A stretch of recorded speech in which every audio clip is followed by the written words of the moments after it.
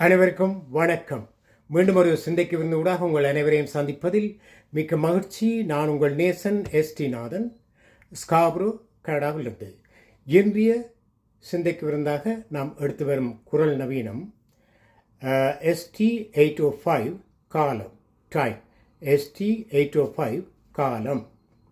கணக்கிட்டு காலத்தை பயன்பட வாழ்தல், கணக்கிட்டு காலத்தை பயன்பட வாழ்தல், மினைக்கட்டு முயல்வதை வாழ்வு வெல்லும், மினைக்கட்டு முயல்வதை வாழ்வு வெல்லும்.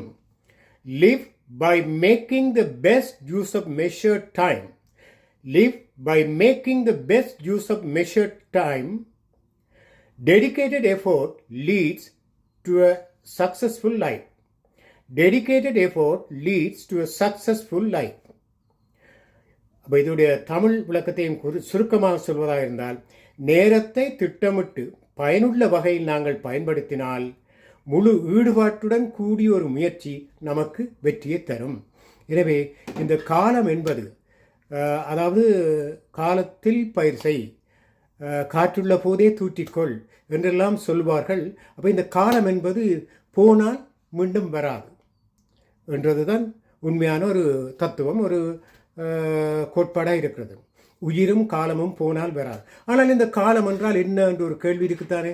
இப்போ காலம் என்பது உண்மையில் ஓடுகின்றதா?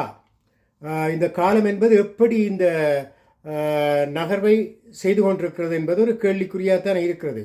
எனவே காலம் என்பது உண்மையில் ஒரு தனிப்பட்ட ஓட்டமாக ஓடுவதில்லை என்றது ஒரு சில விஞ்ஞான கருத்துக்களாக இருக்கிறது. மற்றது காலம் என்பது ஒரு சார்பாக தனியாக ஓடக்கூடிய ஒன்று என்று ஒரு சார்பான கருத்தும் இருக்கிறது. இப்போ சேர் ஐசாக் நியூட்டனுடைய கருத்தின்படி காலம் என்பது ஒரு தனியான ஓட்டமாக அவர் கருதுகிறார்.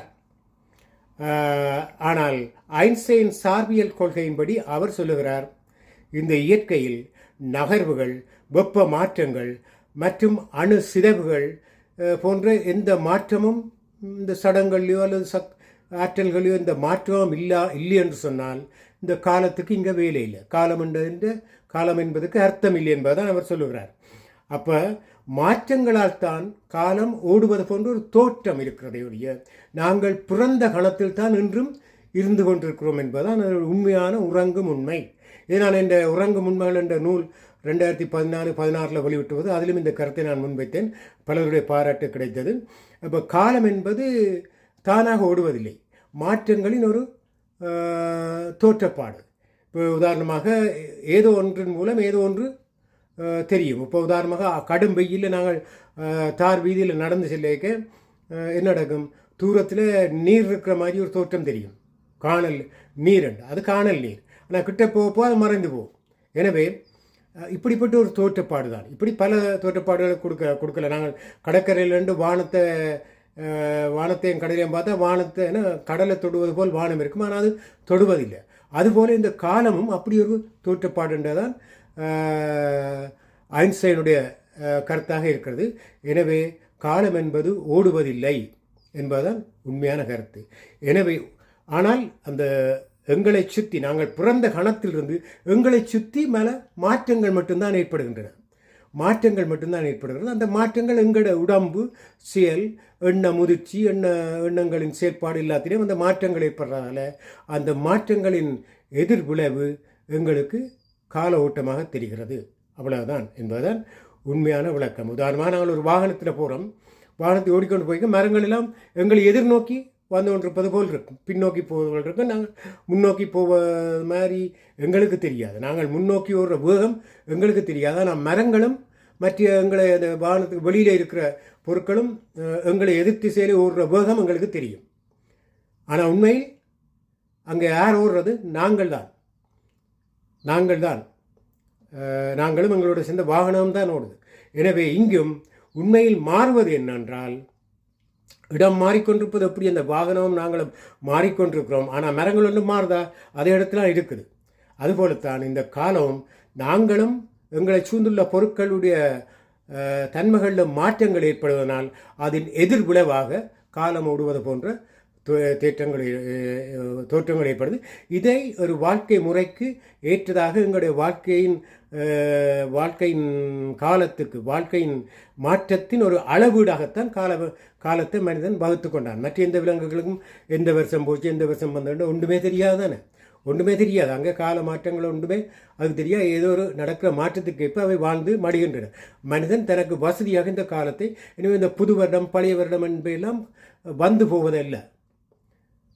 அந்த அந்த அந்த அவ்வளோ மாற்றங்கள் நடந்ததால் எங்களுக்கு வேறுபட்ட இந்த கோள்களின் சுழற்சி, பூமியின் தன்னைத்தானே சுற்றி கொள்வது, பூமியை சுற்றுவது போன்ற அந்த மாற்றங்களின் விளைவாக எங்களின் கால அட்டவணையை நாங்கள் அந்த மாற்றங்களின் அளவீடாகத்தான் காலத்தை வகுத்து வருடங்களாக புது வருடங்களுக்கு ஒரு பேர் கூட வைத்திருக்கிறோம், நட்சத்திரங்கள். அப்போ இதெல்லாம் விஞ்ஞான ரீதியாக காலம் என்பது ஓடுவதில்லை, மாற்றங்களே நடைபெறுகிறது. அதன் எதிர் விளைவுதான் காலம் என்பது அறியக்கூடிய இருக்கு. ஆனாலும் அந்த மாற்றங்கள் எங்களுக்கு முதுமையை நோக்கி தள்ளுகிறது. அப்போ அந்த முதுமை முடிந்து எங்களுக்கு அந்த முடிவு புள்ளி வரக்கு முதல் நாங்கள் நேரமுள்ள போதே தூற்றிக்கொள்ள, காற்றுள்ள போதே தூற்றிக்கொள்ள, அது ஒரு தத்துவ ரீதியாக சொல்லப்பட்டது.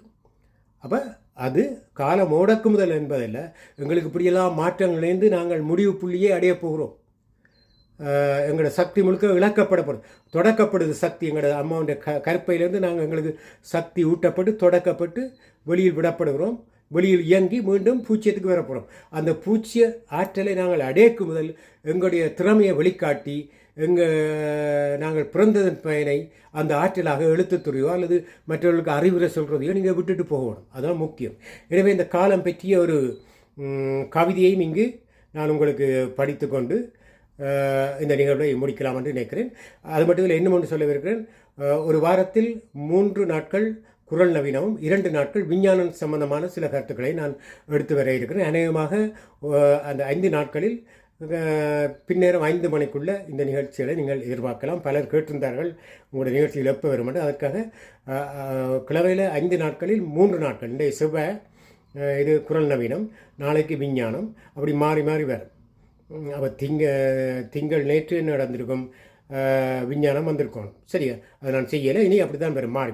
இன்றைக்கு குரல் நவீனம், நாளைக்கு விஞ்ஞானம், அப்படி ஒரு 10 நிமிட காணொலி தான் வரும். உங்களுக்கும் சிரமம் இல்லாமல் பார்த்து உங்கள் கருத்துக்களையும் சொல்லலாம். அந்த வகையில் இந்த காலம் பற்றி ஒரு சிறு கவிதையை மட்டும் கூறிக்கொண்டு இந்த நிகழ்வை முடிவு செய்கிறேன். நீங்கள் என்னோட தொடர்பு கொள்ள வேண்டுமென்றால் 6477407629 ST நாதன்.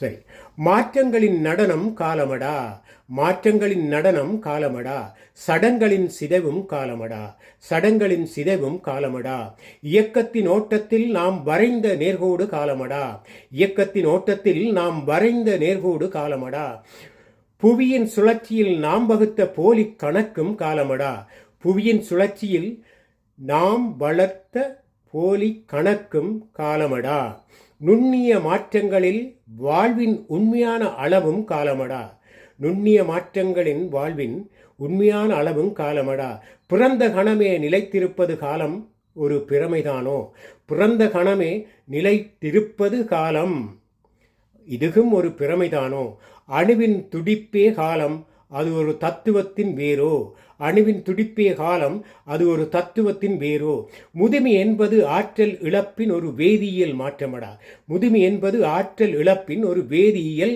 மாற்றமடா, முடிவும் தொடக்கமும் சங்கமிக்கும் ஒரு மறுசுழற்சி புள்ளி இந்த காலத்தின் புள்ளி, இயற்கையின் விதிகளில் காலம் ஒரு கண்ணுக்கு தெரியாத திரியடா, இயற்கையின் விதிகளில் காலம் ஒரு கண்ணுக்கு தெரியாத விதியடா, இதுபோல்தான் உயிரும் உனது கண்ணுக்கு தெரியாது என்பதை உணர்ந்துகொள், மரணம் என்பது காலத்திலிருந்து விடுதலை பெறும் அந்த சுதந்திரமே, மரணம் என்பது காலத்திலிருந்து விடுபடும் அந்த சுதந்திரமே, ஒரு மனிதனால் மீண்டும் அடைய முடியாதவை மாறிய மாற்றங்களும் அதாவது ஓடிய காலங்களும் போன உயிரும் என்பதுதான் உறங்கும் உண்மைகள் என்று கூறிக்கொண்டு மீண்டும் உங்களை நாளை ஒரு விஞ்ஞான கண்ணோட்டத்தில் சந்திப்போம். இப்படி ஒன்றை விட்டு ஒரு நாள் 5 நாட்களும் கிழமை நாட்களில் பெரும்பாலும் இந்த நிகழ்ச்சியில் வரும். உங்களுடைய கருத்துக்களை சொல்லி எப்படியான கருத்துக்களை உங்களுக்கு எடுத்து வரணும்னு சொன்னால் நிச்சயமாக அந்த அடிப்படையில் நான் எடுத்து வருவேன். மீண்டும் சந்திக்கும் வரை விடைபெற்றுக் கொள்வது